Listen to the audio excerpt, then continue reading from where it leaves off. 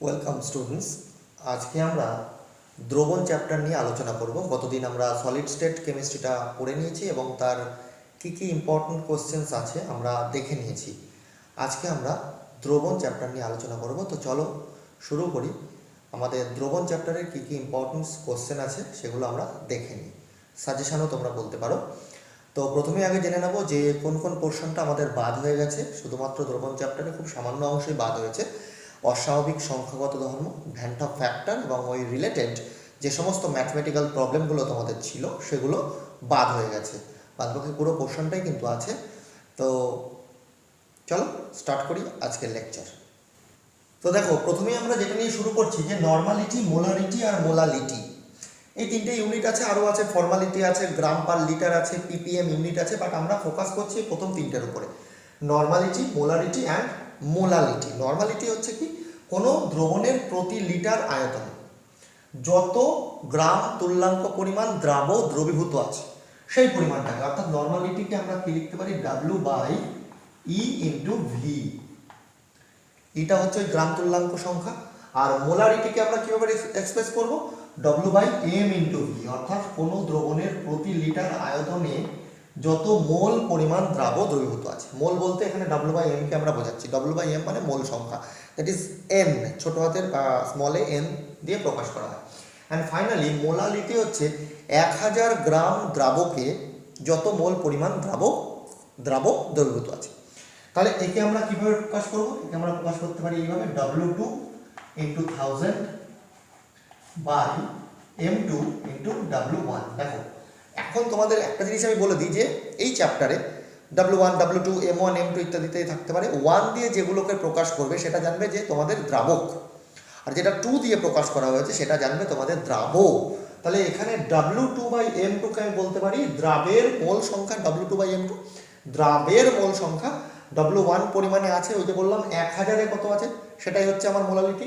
যে W1-এ আছে W2/M2, তাহলে একে কত, 1000-এ কত, তাহলে এটা আমার কিসের টার্ম হলো, মোলালিটি হলো। এখন এদের টেম্পারেচার ডিপেন্ডেন্স, একদম শিওর শর্ট কোশ্চেন থাকো, পরীক্ষাতে থাকবেই, যে এদের ভেতরে কোনটা উষ্ণতা নিরপেক্ষ। মনে রাখবে, উষ্ণতা যেখানে আয়তন আছে সেটা উষ্ণতা সাপেক্ষ, অর্থাৎ তারা উষ্ণতার উপরে ডিপেন্ডেন্ট। বাদবাকি যেখানে শুধুমাত্র ভর আছে সেটা কিন্তু উষ্ণতা নিরপেক্ষ হবে। তাহলে according to this explanation molality will be temperature independent. বাদবাকি দুটোই কিন্তু টেম্পারেচার ডিপেন্ডেন্ট, কারণ both are dependent on volume, অর্থাৎ ভলিউমের উপরে ডিপেন্ড করে বলে এরা প্রত্যেকে টেম্পারেচার ডিপেন্ডেন্ট হবে, আর এটা কিন্তু টেম্পারেচার ইন্ডিপেন্ডেন্ট হবে। এটা পরীক্ষার জন্য খুব ইম্পর্টেন্ট কোশ্চেন। এখন পরের কোশ্চেনটা যেটা আমরা বলছি যে normality is equal two X × molarity, অর্থাৎ নর্মালিটির সাথে মোলারিটির সম্পর্ক।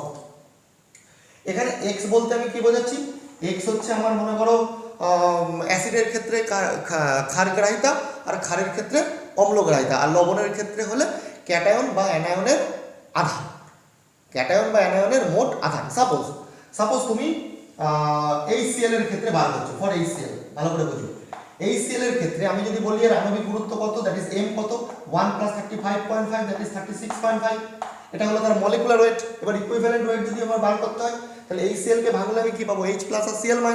তাহলে H+ এর আধান কত, 1, আর Cl- এর আধানও 1, -1 বা +1টা সেটা ইম্পর্টেন্ট নয়, 1। তার মানে আমি যদি এর ইকুইভ্যালেন্ট ওয়েট বার করতে চাই, ইকুইভ্যালেন্ট ওয়েট যদি বার করতে চাই, তাহলে 36.5 divided by 1 is equal to 36.5। It is very easy. এখন যদি তুমি সাপোজ তুমি H2SO4 এর জন্য বার করছো, সাপোজ ফর H2SO4, H2SO4 এর আণবিক ভর কত, 98, তোমরা হিসাব করে নেবে। হাইড্রোজেন 1 করে, সালফার 32 আর অক্সিজেন এক একটা 16 করে হয়, হিসাব করে নেবে, 98 বেরোবে। তাহলে 98 বেরোলো, তার কি ওয়েট, তার মলিকুলার ওয়েট। এবার মলিকুলার ওয়েটে H2SO4 এর যদি আমি ভাঙি, তাহলে আমি কি পাবো, 2H+ যোগ SO4 2-। এখন এই 2H+ মানে এর আধান কত, 2, SO4 এর ক্ষেত্রেও 2, তাহলে এখানে 98 ডিভাইডেড বাই 2 যদি আমি করি, দ্যাট ইজ 49, দ্যাট ইজ এটা আমার কি বেরিয়ে গেল, এটা আমার বেরোলো ইকুইভ্যালেন্ট। সেম অ্যাজ যদি আমি মনে করো সাপোজ তুমি যে কোনো একটা লবণ নিলে, সাপোজ NaCl লবণ নিলে, NaCl লবণের ক্ষেত্রে তুমি আণবিক ভর কিভাবে বার করবে, Na আর Cl 23 + 35.5, তাহলে তার ইকুইভ্যালেন্ট মলিকুলার ওয়েট কত বেরোলো, 58.5। এখন 58.5 ডিভাইডেড বাই, যদি আমার ইকুইভ্যালেন্ট ওয়েট বার করতে হয়, NaCl কে ভাঙলে আমি কি পাই, Na+ + Cl-। Na+ এর আধান কত, 1, তাহলে আমি 1 দিয়ে ভাগ করলাম, 58.5 এ পেয়ে গেলাম ইকুইভ্যালেন্ট ওয়েট। সাপোজ তোমাকে বললো অ্যালুমিনিয়াম সালফেট Al2SO4 হোল 3। এখন Al2SO4 এর আণবিক ভর তুমি বার করলে, আণবিক ভর বার করার পর তাকে কত দিয়ে ভাগ করব? সাপোজ অ্যালুমিনিয়াম সালফেটকে যদি আমি ভাঙি তাহলে আমি কি পাবো? 2Al3+ যোগ 3SO4 2 মাইনাস, তাহলে এখানে তার আধান কত? 2 × 3 মানে 6। যদি তুমি সালফেটকেও নাও তাহলে 3 × 2 মানে 6, তাহলে তুমি তার মলিকুলার ওয়েট ডিভাইডেড বাই কত করব? 6। এইভাবে কিন্তু তুমি ইকুইভ্যালেন্ট ওয়েট বার করে নিতে পারবে। অর্থাৎ এখানে x যেটা বলতে চাইছি আমার, যে x হচ্ছে এখানে অ্যাসিডের ক্ষারগ্রাহিতা বা ক্ষারের অম্লগ্রাহিতা বা ক্যাটায়ন, এবং লবণের ক্ষেত্রে ক্যাটায়ন বা অ্যানায়নের আধানের গুণফল। এখন যদি 3 নম্বর অঙ্কটা তুমি দেখো এর রেসপেক্টেই, যে 1 লিটার 0.4 নরমাল H2SO4 এটা সমান কত? আমি যদি গ্রাম পার লিটারে বার করতে চাই তাহলে আমি কত করব? এখানে 0.4 আমার নরমালিটি দেওয়া আছে, আর নরমালিটির সাথে আমার কার সম্পর্ক? আমার ইকুইভ্যালেন্ট ওয়েটের সম্পর্ক। তাহলে H2SO4 এর ইকুইভ্যালেন্ট ওয়েট দিয়ে আমি তাকে মাল্টিপ্লাই করব, অর্থাৎ 49 দিয়ে আমি তাকে মাল্টিপ্লাই করব। কিভাবে 49 বার করতে হয় আমি অলরেডি তোমাদেরকে দেখিয়ে দিলাম। এন্ড ফাইনালি যদি আমি 1 লিটার 0.4 মোলার H2SO4 যদি আমাকে বার করতে বলে, তাহলে দেখো মোলারের সাথে, মোলারিটির সাথে কার সম্পর্ক? মলিকুলার ওয়েটের সম্পর্ক। তাহলে আমি এখানে কি লিখব? 0.4 মাল্টিপ্লাইড বাই H2SO4 এর ক্ষেত্রে কত লিখব? 98। এইভাবে কিন্তু তুমি যে কোনো প্রবলেম তুমি কিন্তু ইজিলি সলভ করে নিতে পারবে। অবশ্যই তুমি এটাকে মাল্টিপ্লাই করতেই পারবে, তুমি এটা করে কিন্তু অবশ্যই দেখিয়ে দেবে। দেখো এবার আমরা 4 নম্বর কোশ্চেনটা আসছে, এটাও খুব ইম্পর্টেন্ট কোশ্চেন। তুমি বিভিন্ন যে রিয়েজেন্টের বটল তোমরা কেমিস্ট্রি ল্যাবে ইউজ করো, সেখানে দেখবে তুমি কোনো রিয়েজেন্টের গায়ে লেখা আছে এত % W/V আর এত % W/W, বা তুমি যদি স্যানিটাইজার দেখো বাড়িতে এখনই যদি দেখো তাহলে তুমি এক্ষুনি দেখতে পারবে যে ওর গায়েও লেখা আছে যে এত % W/V, অর্থাৎ স্যানিটাইজারে তো ইথানলই থাকে, তো ইথানলের পার্সেন্টেজটা ওখানে উল্লেখ করে দেওয়া আছে, সাপোজ 72% W/V। এখনই দেখে নেবে। এটা একটা মানে কিভাবে আমি এখান থেকে তার নরমালিটি বার করতে পারবো। দেখো অঙ্কটা বলছে HNO3 এর জলীয় দ্রবণে 47.5% W/V HNO3 আছে, উক্ত দ্রবণের N কত? অর্থাৎ আমি একটু শর্টে লিখেছি, নরমালিটি বার করতে বলেছে তোমাকে। দেখো এই প্রশ্নগুলোকে আমরা কিভাবে সলভ করব, একদম সিম্পল ভাবে ভাববে। প্রথমত হচ্ছে তোমাকে নরমালিটি বার করতে বলেছে, তাহলে নরমালিটি মানে তুমি একটু আগেই পড়লে W/M × V। তাহলে এখন দেখো 47.5% তুমি এই জায়গাটায় খুব আলোকপাত করবে। তার মানে তোমাকে বলেছে 100তে আছে 47.5, তাহলে 100তে আছে 47.5। এইবার এটাকে তুমি মডিফাই করবে। মডিফাই কিভাবে করবে? তোমরা জানো W/M × V, এটা বলে দিয়েছি আমি অলরেডি। এইবার 100তে আছে 47.5, এইভাবে তুমি ভাববে না, মনে রাখবে এখানে লুকিয়ে আছে এমটা এখানে লুকিয়ে আছে। W/V সামনে একটা M দিলে কিন্তু এটা পুরোপুরি কমপ্লিট হয়ে যায়। তাহলে এমটা কত? এখানে HNO3, এবার তুমি M বা মলিকুলার ওয়েট বার করে নেবে। 1 নাইট্রোজেনের 14, আর এখানে 3 × 48, 48 × 49, 1 14 63। তাহলে 100তে আছে 47.5 ডিভাইডেড বাই 63, এটা আছে 100তে। এইবার কি আছে প্রশ্নে? একে কত, হাজারে কত, ব্যাস তোমার অঙ্ক শেষ। তাহলে 47.5 multiplied by 1000 divided by 63 × 100, answer যেটা বের হবে সেটাই হয়ে যাবে তোমার आंसर। যে এইটাই হলো দ্রবণের নরমালিটি। কারণ কি হাজারে কত আছে সেটাই আমরা বার করব। 100তে আছে এত মোল, হাজারে আছে কত, সিম্পল। এবার 5 নম্বর কোশ্চেনটা কিভাবে বলছে? 5 নম্বর কোশ্চেনটা বলছে যে সেম প্রশ্ন দিয়েছে, শুধু এখানে দিয়েছে W/W। এখানে অবশ্যই একটা জিনিস বলে দেওয়া থাকবে যে দ্রবণের আপেক্ষিক গাঢ়ত্বটা বলে দেওয়া থাকবে। আপেক্ষিক গাঢ়ত্বটা বলে দেওয়া থাকবে, সে যাই বলে দেওয়া থাকবে না কেন। আপেক্ষিক গাঢ়ত্ব সাপোজ এখানে বলে দেওয়া আছে 1.3, সাপোজ বলে দেওয়া আছে 1.3। এইবার তুমি কি করবে? এই W/W-টাকে তুমি W/V করে নেবে। তাহলে তোমার এখানে কি বলেছে কোশ্চেনে? 47.5% W/W। তাহলে তুমি বলছো 100 গ্রামে আছে 47.5 গ্রাম, সেম অ্যাজ HNO3। তাহলে এই যে গ্রাম কথাটা বললাম, অর্থাৎ এই যে W-টা তোমাকে আগে V এর আকারে নিয়ে আসতে হবে। তাহলে W-টাকে তুমি বলছো কি 100 গ্রামে আছে 47.5 গ্রাম, অ্যাকর্ডিং টু দিস W/W মানে কি? এটাও গ্রাম এটাও গ্রাম। তাহলে 100 গ্রামে আছে 47.5। তাহলে এই নিচের 100 গ্রামটাকে তুমি আগে আয়তনে কনভার্ট করো। তাহলে 100 গ্রামকে যদি আমি আয়তনে কনভার্ট করি 100/1.3, এটা ভাগ করলে যা বেরোলো। তাহলে এটা ভাগ করলে সাপোজ তোমার একটা রাশি বেরোলো, ভাগ করে তুমি দেখে নেবে কত বেরোচ্ছে। এবার সেই যে পরিমাণটা বেরোলো, সেই পরিমাণটা সাপোজ একটা সংখ্যা বেরোলো, সাপোজ 94 বেরোলো সাপোজ। তাহলে এই 94-এ আছে এর কত? 47.5/63, সেম অ্যাজ। আমি কিন্তু এটা পার্টিকুলার ক্যালকুলেশন বলছি না, সাপোজ ফর এক্সাম্পল 100কে 1.3 সাপোজ এখানে এখানে তুমি যদি পার্টিকুলারলি বলো তাহলে তুমি ক্যালকুলেটরে ফেলে অবশ্যই তুমি দেখে নাও যে ক্যালকুলেটরে ফেলে আসবে তোমার 76.92 76.92 তে আছে 47.5 ডিভাইডেড বাই 63 একে কত হাজারে কত, বাস आंसर কমপ্লিট। তাহলে w/v থাকলে তুমি डायरेक्टली করবে, w/w থাকলে তুমি কিন্তু একটু চেঞ্জ করে নেবে, w/w টাকে w/v করে নিয়ে তারপরে করবে। তাহলে এইটা ছিল আমার অঙ্কের ক্ষেত্রে বলার। এই জায়গাটার উপরে কিন্তু অবশ্যই গুরুত্ব দেবে, কারণ পরীক্ষার জন্য কিন্তু এটা খুবই একটা ইম্পর্টেন্ট কোশ্চেন। এখন তো পরের কোশ্চেনটা আমাদের কি বলছে, পরের যে কোশ্চেনটার উপরে তোমরা খুব ভালো করে একটু দেখবে সেটা হচ্ছে হেনরির সূত্র। খুব ভালো করে না দেখলেও মোটামুটি বিষয়টা জেনে রাখবে, কারণ এখান থেকে দুটো কোশ্চেন খুব ইম্পর্টেন্ট দেয় পরীক্ষাতে। যে হেনরির সূত্র অ্যাকচুয়ালি কি হচ্ছে, গ্যাসের যে দ্রাব্যতা সেটা কি হচ্ছে তার চাপের সাথে সমানুপাতিক, অর্থাৎ P varies S x, x হচ্ছে গ্যাসের দ্রাব্যতা। তোমরা দেখে থাকবে যে সোডা ওয়াটারের মুখ যখনই খোলা হয় তখন কি হয়, কিছু পরিমাণ বাতাস বুদবুদ বুদবুদ আকারে বার হতে থাকে। কারণ কি, ওখানে ওই গ্যাসের ওই যে লিকুইডটা বা সোডা ওয়াটারটা তার ভেতরে কি উচ্চ চাপে বাতাসটা ভরা থাকে, কার্বন ডাইঅক্সাইড ভরা থাকে। এবার যখনই তুমি চাপটাকে প্রেশারটাকে রিলিজ করলে সঙ্গে সঙ্গে কি হচ্ছে, ওর ভেতরে যে একটা উচ্চ চাপে কার্বন ডাইঅক্সাইড ওর ভেতরে রাখা ছিল সেটা কি বুদবুদ আকারে বাইরে বেরোতে থাকে। ওই জন্য কি সোডা ওয়াটারের মুখ খুললে একটা ফস করে একটা শব্দ হয় এবং কার্বন ডাইঅক্সাইড বাইরে বুদবুদ আকারে বেরিয়ে যেতে থাকে।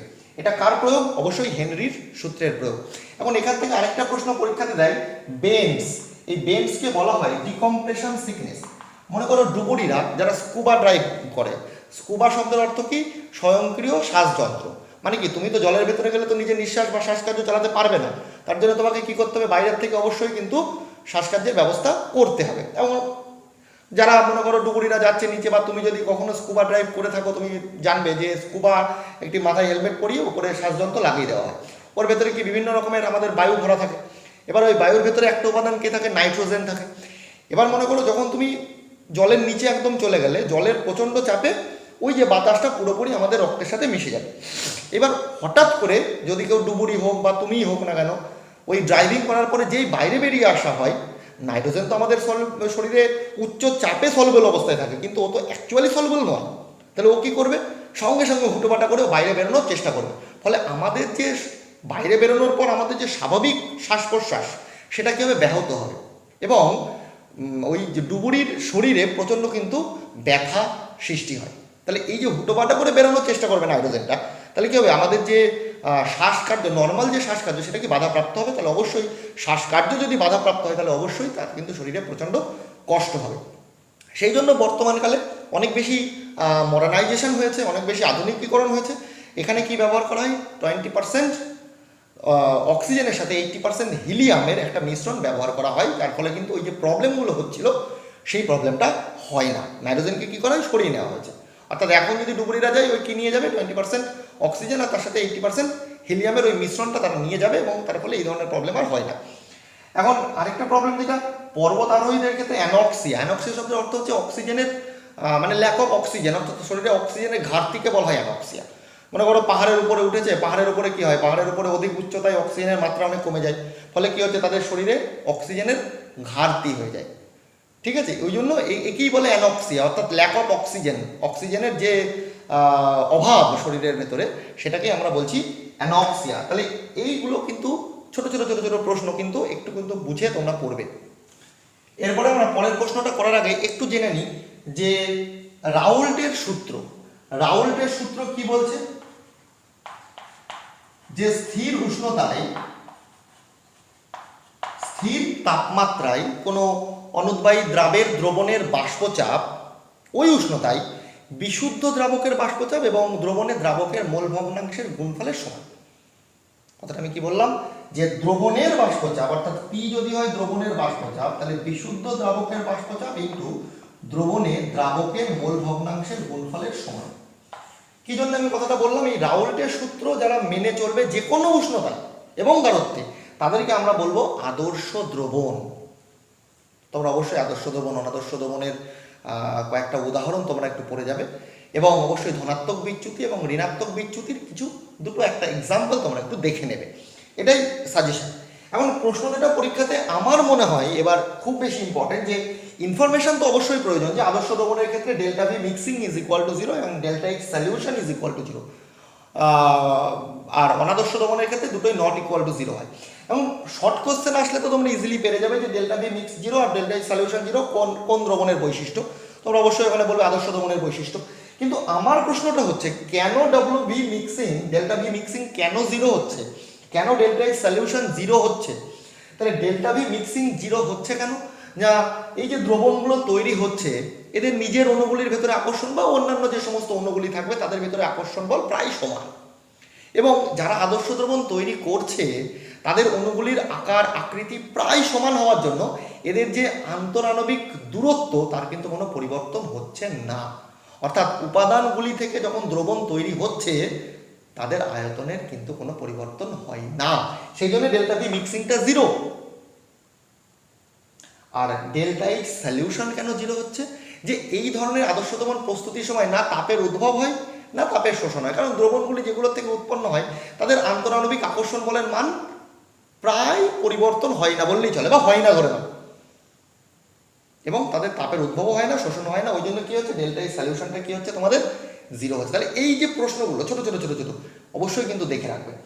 এরপরে আমার কি মেন ইম্পর্টেন্ট জায়গা, এই চ্যাপ্টারের প্রধান আকর্ষণ যেটা কলিগেটিভ ধর্ম বা সংখ্যাগত ধর্ম, অর্থাৎ দ্রবণের যে সমস্ত ধর্ম দ্রবণে উপস্থিত দ্রাবকণার সংখ্যার উপরে নির্ভর করে তাদেরকে আমরা বলছি সংখ্যাগত ধর্ম বা কলিগেটিভ ধর্ম। 4টে কলিগেটিভ ধর্ম আছে: বাষ্পচাপের আপেক্ষিক অবনমন, স্ফুটনাঙ্কের উন্নয়ন, হিমাঙ্কের অবনমন আর অভিস্রবণ চাপ। 4টেকেই কিন্তু তোমাকে অবশ্যই কিন্তু তাদের সংক্রান্ত রাউল্টের সূত্র, যেমন বাষ্পচাপের অবনমন সংক্রান্ত রাউল্টের সূত্র, স্ফুটনাঙ্কের উন্নয়ন সংক্রান্ত রাউল্টের সূত্র, হিমাঙ্কের অবনমন সংক্রান্ত রাউল্টের সূত্র আর অভিস্রবণ চাপ সংক্রান্ত রাউল্টের সূত্র অবশ্যই কিন্তু তুমি 4টেরই সূত্র অবশ্যই দেখে নেবে। যেমন সাপোজ আমি আসছি এইগুলোতে, তার আগে আমি একটু বলি যে সংখ্যাগত ধর্ম সংক্রান্ত রাউল্টের সূত্র মেনে চলার শর্ত কি। পরীক্ষাতে কিন্তু এটা কিন্তু একটু হাটকে কোশ্চেন করলাম। এক তো হচ্ছে যারা এই সূত্রগুলো মেনে চলবে তাদের অবশ্যই দ্রাবকগুলোকে হতে হবে অনুদ্বায়ী, তড়িৎ অবিশ্লেষ্য দ্রবণ হতে হবে, তাদের সংযোজিতও হওয়া যাবে না, বিয়োজিত হওয়া যাবে না। কারণ আমি একটু আগেই বললাম সংখ্যাগত ধর্মের মেন আকর্ষণীয় হচ্ছে দ্রাবকণার সংখ্যার উপর ডিপেন্ড করবে। তাহলে যদিও সংযোজিত হয়ে যায় তার মানে কি দুটো অণু একত্রীভূত হয়ে গেল, আয়ন সংখ্যা কমে গেল, সংখ্যাগত ধর্মের মান অ্যাকচুয়াল পাবো না। যদি বিয়োজিত হয়ে যায়, সাপোজ NaCl এর জলীয় দ্রবণ তুমি নিয়েছো, তাহলে NaCl তো জলীয় দ্রবণ নিলে Na+Cl- আয়নে ভেঙেই যাবে, আয়ন সংখ্যা বেড়ে যাবে, সংখ্যাগত ধর্মের পরিবর্তন হবে। ওই জন্য শুধুমাত্র অনুদ্বায়ী তড়িৎ অবিশ্লেষ্য দ্রবণের ক্ষেত্রে প্রযোজ্য, দ্বিতীয়ত হচ্ছে লঘু দ্রবণের ক্ষেত্রেই প্রযোজ্য, লঘু দ্রবণের ক্ষেত্রেই প্রযোজ্য হবে, গাঢ় দ্রবণের ক্ষেত্রে কিন্তু এটা প্রযোজ্য হবে না।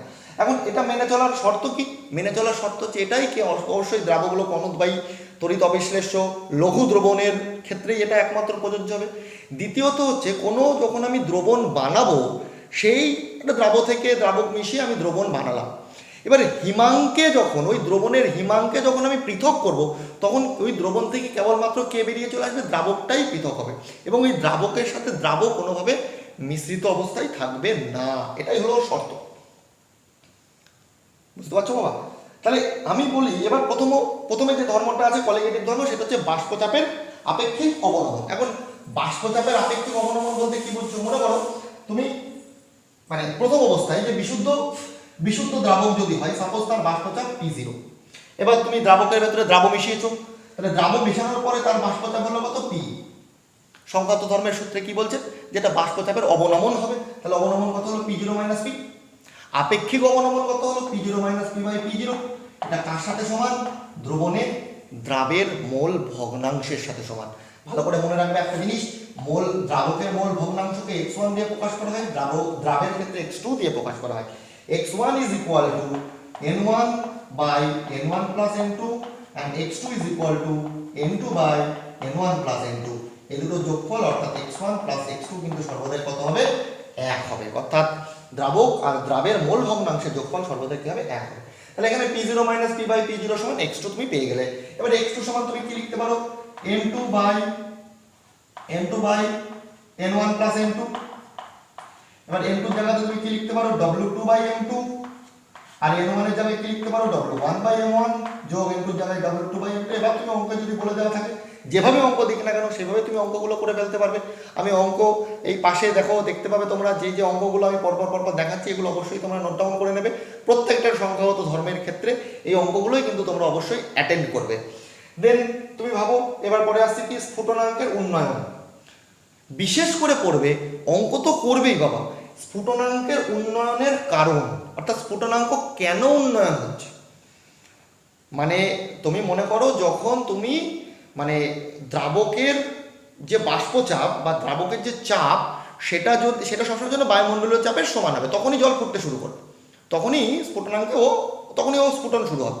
এবার যখন তুমি মনে করো তুমি বিশুদ্ধ দ্রাবকের ভেতরে দ্রাব মেশালে, তাহলে বাষ্পচাপের কী হবে বাবা? অবনমন হবে। তাহলে বাষ্পচাপের যদি অবনমন হয় তাহলে দ্রাবকের চাপের সাথে এর চাপটা মিলছে না, তখন কী হবে? জল কিন্তু আর ফুটবে না, বা দ্রাবকটা বা জলই তুমি ধরো, জল কিন্তু আর ফুটবে না। তখন কী হবে? এবার কি তোমাকে উষ্ণতা বাড়াতে হবে। উষ্ণতা বাড়ালে কী হবে? এরও বাষ্পচাপটা বাড়বে। এবার যখন বাষ্পচাপ বেড়ে যখন এর চাপের সমান হবে, অর্থাৎ বায়ুমণ্ডলের চাপের সাথে সমান হবে, তখনই কিন্তু জলটা ফুটতে শুরু করবে। অর্থাৎ জল তখনই ফুটবে, মানে তুমি যদি উষ্ণতা বাড়াও তবে গিয়ে কিন্তু বাষ্পচাপটা বাড়বে এবং বায়ুমণ্ডলীয় চাপের সমান হবে, তার ফলে কিন্তু জলটা ফুটতে শুরু করবে। এবং সেই কারণ যেহেতু বাষ্পচাপের অবনমন হচ্ছে, সেই জন্যই স্ফুটনাঙ্কের উন্নয়নটা প্রয়োজন। এর অবশ্যই গ্রাফিক্যাল রিপ্রেজেন্টেশন করে তবে কিন্তু তুমি স্ফুটনাঙ্কের উন্নয়নটা করবে। তাহলে এর কারণটা আশা করি তোমরা বুঝতে পারলে যে দ্রবণের বাষ্পচাপকে বাহ্যিক চাপের সাথে যদি আমাকে সমান করতে হয়, আমার দ্রবণটাকে তো ফোটাতে হবে, তাহলে দ্রবণের বাষ্পচাপকে যদি বাহ্যিক চাপের সাথে আমাকে সমান করতে হয়, তাহলে দ্রবণটিকে দ্রাবকের স্ফুটনাঙ্কের থেকে বেশি উষ্ণতায় ফোটাতে হবে। ওই জন্য স্ফুটনাঙ্কের কি উন্নয়ন হয়, এর যে গ্রাফিক্যাল রিপ্রেজেন্টেশনটা সেটাও কিন্তু অবশ্যই করে যাবে। এর পরের প্রশ্নটা কি বলছে? জলের কেবি, অর্থাৎ কেবি তো ধ্রুব, আমি এখানে স্ফুটনাঙ্কের উন্নয়ন সংক্রান্ত রাউল্টের সূত্রটা বলিনি, মিস করে গেছি, যে অবশ্যই কোনো একটা মানে দ্রবণের যে পরিমাণ, মানে বিশুদ্ধ দ্রাবকে যদি আমি দ্রাব যোগ করি, তাহলে যে পরিমাণ স্ফুটনাঙ্কের উন্নয়ন হয়, অর্থাৎ ডেল্টা টিবি, সেটা কি হবে? দ্রবণের মোলাল গাঢ়ত্বের সাথে সমানুপাতিক। কোন গাঢ়ত্ব বাবা? মোলাল গাঢ়ত্ব। অর্থাৎ delta T B varies as M. এখন আমি যদি এখানে সমানুপাতটা তুলি তাহলে কি পাবো? কেবি ইন্টু এম, ধ্রুবক নিয়ে আসলাম। এখন এখান থেকে আমি কি লিখতে পারি? K B into W2 into 1000 by M2 into W1। এবার এখান থেকে পরীক্ষাতে প্রশ্ন কেমন দেবে? পরীক্ষাতে অঙ্ক থাকবে তোমাকে এখানে কেবির মান বলে দেওয়া থাকবে, সব কিছুর মানই বলে দেওয়া থাকবে। তোমার এখানে W2 হোক বা W1 হোক বা M2 হোক তোমাকে বার করতে দিতে পারে। এখন প্রসঙ্গ সেটা হচ্ছে, সাপোজ তোমাকে বললো কোনো একটা দ্রবণের টেম্পারেচার ছিল 100 ডিগ্রি সেন্টিগ্রেড, সেখান থেকে বেড়ে 100.0 বা 1 ডিগ্রি সি হলো, তাহলে ডেল্টা টিবির মানটা এখানে কত হবে? তুমি ডিরেক্টলি কিন্তু এখানে যেটা ভুলটা করে ছাত্ররা, যে এটা করে সমান সমান 0.1 ডিগ্রি সি করে দিলাম, সমান সমান 0.1 কেলভিন লিখে দিলাম। আমার মতে কি বলে যে এইভাবে তোমার কিন্তু করাটা যুক্তিসঙ্গত নয় বাবা।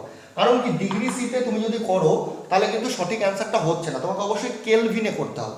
কেলভিনে কিভাবে তুমি করবে? এই লাইনটাকে তুমি যদি সঠিকভাবে লিখতে চাও, কিভাবে লিখবে? অ্যাকর্ডিং টু মাই ওপিনিয়ন, তাহলে প্রথমে তুমি 273 যোগ 100.1 এটা রাখলে, মাইনাস 273 যোগ 100 সমান যেটা বেরোলো 0.1 কেলভিন, এটা বেরিয়ে চলে আসলো। মানে এটাকে 273 যোগ করলে মানে কি তুমি পুরোপুরি কেলভিনে চলে গেলে। এইটা বিয়োগ করে 0.1 ডিগ্রি সি সমান 0.1 কেলভিন এটা করবে না, 273 যোগ করবে, কেটে যাবে, ঠিক আছে, কিন্তু নিয়মটা সঠিক থাকবে। তাহলে এইভাবে কিন্তু অঙ্কগুলো তোমরা সলভ করবে। আর একটা কি, এর দুটো সূত্র আছে স্ফুটনাঙ্কের উন্নয়ন সংক্রান্ত রাউল্টের সূত্র, যে বিশুদ্ধ দ্রাবকে যদি আমি ভিন্ন ভিন্ন দ্রাবের সমমোল পরিমাণ পৃথকভাবে দ্রবীভূত করি, তাহলে প্রতি ক্ষেত্রে স্ফুটনাঙ্কের উন্নয়ন একই হবে। সাপোজ তোমার আছে ইউরিয়া গ্লুকোজ, তুমি 0.1 মোল ইউরিয়া নিয়েছো, 0.1 মোল গ্লুকোজ নিয়েছো, 100 গ্রাম জলে তুমি দ্রবীভূত করছো।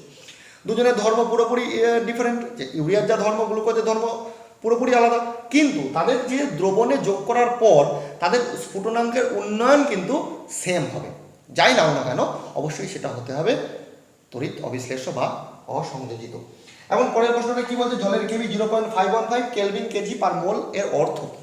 অর্থাৎ যে সংখ্যাটা আমি বললাম একটু আগে, যে 1000 গ্রাম বিশুদ্ধ জলে, মানে বিশুদ্ধ দ্রাবক, এখানে জলই বলছি আমি, জল যেহেতু দিয়ে দিয়েছে, তাহলে বিশুদ্ধ জলে যদি আমি 1 মোল পরিমাণ দ্রাব যোগ করি, তাহলে স্ফুটনাঙ্কের উন্নয়ন কত হবে? 0.515 কেলভিন। আবার বোঝো ভালো করে কথা, 1 কেজি অর্থাৎ 1000 গ্রাম জলে 1 মোল পরিমাণ দ্রাব্য যদি আমি যোগ করি তাহলে স্ফুটনাঙ্কের উন্নয়ন কত হবে বাবা? 0.515।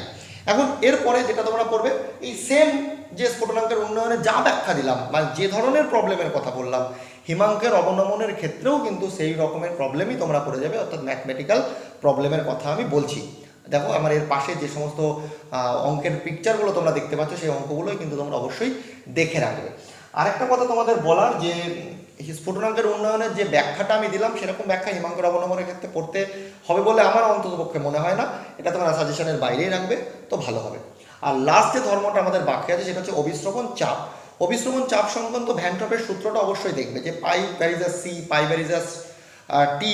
এবার যখন আমি এই দুটোকে কম্বাইন করবো সেখান থেকে আমি পাবো পাই সমান সি আর টি। যদি তোমরা চাও আমি একটু অবশ্যই দেখিয়ে দিতে পারি যে ভ্যান টপের সূত্র কি বলছে, যে পাই অর্থাৎ অবিশ্রবণ চাপ মোলার ঘনত্বের সমানুপাতিক। এটা এতক্ষণ ধরে যে দুটো বললাম এই দুটো ছিল মোলার ঘনত্বের সমানুপাতিক, আর এখন যেটা বলছি অর্থাৎ আমি যে অবিশ্রবণ চাপের কথা বলছি সেটা পাই প্রথমত হচ্ছে মোলার ঘনত্ব, সি ইজ এ মোলার ঘনত্ব যেখানে টি ফিক্সড বা টি হচ্ছে কনস্ট্যান্ট। তাহলে এটা গেল আমার 1 নম্বর ইকুয়েশন। আবার কি বললাম, পাই ভ্যারিজাস টি, এটা গেল আমার 2 নম্বর ইকুয়েশন। এই দুটোকে যদি আমি কম্বাইন করি তাহলে পাই ভ্যারিজাস C T or P is equal to C R T. এখন পাই সমান আমরা লিখতে পারি or C is equal to mole by আয়তন আর টি, আর এখান থেকে আমি লিখতে পারি পাই ভি সমান এনআরটি। দেখো বাবা, এটা পিভি সমান এনআরটির মতো নয় কি অনেকটা, কিন্তু পিভি সমান এনআরটি নয়, বাট ওরকমই পাই ভি সমান এনআরটি। এই ইকুয়েশনটা কিন্তু আদর্শ দ্রবণের ইকুয়েশন। তাহলে ভ্যান টপ সূত্রটা অবশ্যই তোমরা পড়বে। আর থার্ড লটা তো একটু আগে যেভাবে বললাম যে পৃথক পৃথকভাবে যদি আমি দ্রাবগুলো যোগ করি প্রতি ক্ষেত্রে অবিশ্রবণ চাপের মান সেমই দেখাবে, অবশ্যই সেটা যেন অসংযোজিত বা তড়িৎ অবিশ্লেষ্য হয়। এখন এখান থেকে যে দুটো কথা তোমরা পড়বে সেটা হচ্ছে হাইপোটনিক, হাইপারটনিক আর আইসোটনিক। এই যে ব্যাখ্যাগুলো, হাইপারটনিক বলছে দুটো দ্রবণ যার গাঢ়ত্ব এক অপরের থেকে বেশি, যার অবিশ্রবণ চাপ অপরের থেকে বেশি, তাকে আমরা বলবো হাইপারটনিক। আর যার অবিশ্রবণ চাপ কম দুটো দ্রবণের ভেতরে তাকে বলবো হাইপোটনিক। তাহলে মনে রাখার সহজ উপায় কি, যার বেশি হাইপার কথাটা বড়, হাইপারটনিক কম হাইপোটনিক। সাপোজ আমাদের যে লোহিত রক্তকণিকা আছে আরবিসি, তার গাঢ়ত্ব কত থাকে 0.84%, 0.84% থাকে। এবার একে যদি আমি তোমার NaCl এর সাপোজ 4% NaCl এর ভেতরে আমি যদি একে চুবিয়ে দিই, 4% NaCl এর জলীয় দ্রবণের ভেতরে দিলাম, তাহলে কি হবে, এই লোহিত রক্তকণিকাকে যদি আমি 4% NaCl এ দিই তাহলে কি হবে, এখান থেকে লোহিত রক্তকণিকা থেকে রস কি হবে জলের ভেতরে যাবে, এবং লোহিত রক্তকণিকা আস্তে আস্তে আস্তে আস্তে কি হবে, এখান থেকে জল ওর ভেতরে গেলে সংকুচিত হয়ে যাবে। আর সেম ভাবে যদি আমি 0.84% লোহিত রক্তকণিকাকে জলের ভেতরে রেখে দিই তাহলে কি হবে, তোমার জল এই লোহিত রক্তকণিকাকে বেরিয়ে ও ভেতরে ঢুকবে এবং ওটাকে কি করবে, স্ফীত করে দেবে, ফাটিয়ে দেবে। ব্যাপারটা আমি বলার মানে আমার এটাই কে অবিশ্রবণ প্রক্রিয়া কি হচ্ছে নিম্ন ঘনত্ব থেকে উচ্চ ঘনত্বের দিকে যাবে। এই জন্যই বলা হয় 0.84% NaCl এর জলীয় দ্রবণকে বলা হয় নর্মাল স্যালাইন ওয়াটার। এটা ডাক্তাররা দেয় না, স্যালাইন বলে। নর্মাল স্যালাইন ওয়াটারটা কি বললাম, 0.84% NaCl এর জলীয় দ্রবণ, একে আমরা বলছি নর্মাল স্যালাইন ওয়াটার। এখন দেখবে ডাক্তাররা গলার যখন সমস্যা হয় নুন জল দিয়ে গার্গেল করতে বলে। অ্যাকচুয়ালি যখন ঠান্ডা লাগে না এই গলার ভেতরে জল জমে, এবার যখন লবণ জল দিয়ে তুমি গার্গেল করছো, লবণ জলের গাঢ়ত্বটা আমাদের এই যে গলায় জলটা জমেছে যার জন্য আমাদের গলায় ব্যথা হয় বা ঠান্ডা লাগে, সেই জলের থেকে ওই লবণ জলের গাঢ়ত্ব বেশি। তার ফলে কি হবে, যখন তুমি গার্গেল করছো তখন কি হচ্ছে, এখান থেকে জল অবিশ্রবণ প্রক্রিয়ায় লবণ জলের ভেতরে আসছে, তুমি সেটাকে বাইরে বার করে দিচ্ছ, ফলে আস্তে আস্তে এখানকার কি জলের পরিমাণ কমছে, তোমার গলায় ব্যথা উপশম হচ্ছে।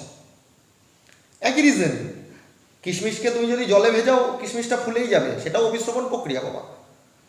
এবার কি ডাক্তাররা উচ্চ রক্তচাপ বিশিষ্ট রোগীকে কি করে, যাদের হাই বিপি আছে, হাই ব্লাড প্রেশার আছে, তাদের কি বলে লবণ কম খাবে। লবণ কম খাওয়ার মানে কি, লবণ ভেঙে Na+ আর Cl- আয়নে বিয়োজিত হয়ে যায়। Na+ আর Cl- আয়নে বিয়োজিত হয়ে গেলে কি হচ্ছে, আয়ন সংখ্যা বেড়ে যাচ্ছে, আর আয়ন সংখ্যা বেড়ে গেলে অবিশ্রবণ চাপ, রক্তের যে ব্লাড প্রেশার সেটা অবশ্যই কি হবে, বাড়বে, কারণ এটাও তো একটা সংখ্যাগত ধর্ম।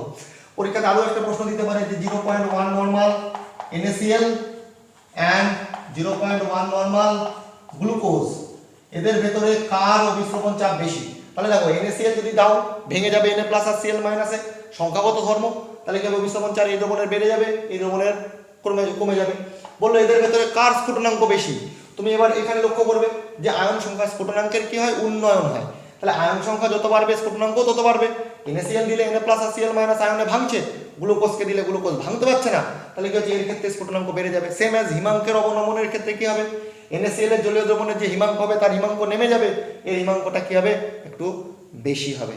এই ধরনের প্রবলেমগুলো বাবা। তারপরে মনে করো তোমাকে দিল যে 0.1 normal aluminium sulphate Al2SO4 whole 3, 0.1 normal CaCl2, 0.1 normal NaCl, 0.1 normal glucose, এদের স্ফুটনাঙ্কের ক্রম। তাহলে যত বেশি আয়ন সংখ্যা হবে তার স্ফুটনাঙ্ক তত বেশি হবে, কারণ স্ফুটনাঙ্কের উন্নয়ন একটি সংখ্যাগত ধর্ম। তাহলে এই ক্ষেত্রে যতগুলো আয়ন পাচ্ছি তার থেকে কম পাচ্ছি এখানে, তার থেকে কম পাচ্ছি এখানে, তার থেকে কম পাচ্ছি এখানে, প্রত্যেকটা আলাদা আলাদা করে ভেঙে দেবে, আনসার লিখবে। তাহলে তোমরা এইভাবে এই ওভারঅল চ্যাপ্টারটা যে সাজেশনটা আমি দিলাম এটাকে এইভাবে ভালো করে পড়াশোনা করো, পুরো চ্যাপ্টারটাকে কভার আপ করো, অবশ্যই ম্যাথমেটিক্যাল প্রবলেমগুলো করবে, ঠিক আছে? তাহলে অবশ্যই কিন্তু তোমাদের পরীক্ষার রেজাল্ট ভালো হবে। তাহলে আমাদের দুটো চ্যাপ্টার কমপ্লিট হলো আজকে। আশা করি তোমরা এটা ভালো করে বুঝতে পেরেছো এবং খুব ভালো করে প্র্যাকটিস করবে। Wish you a good luck. Thank you.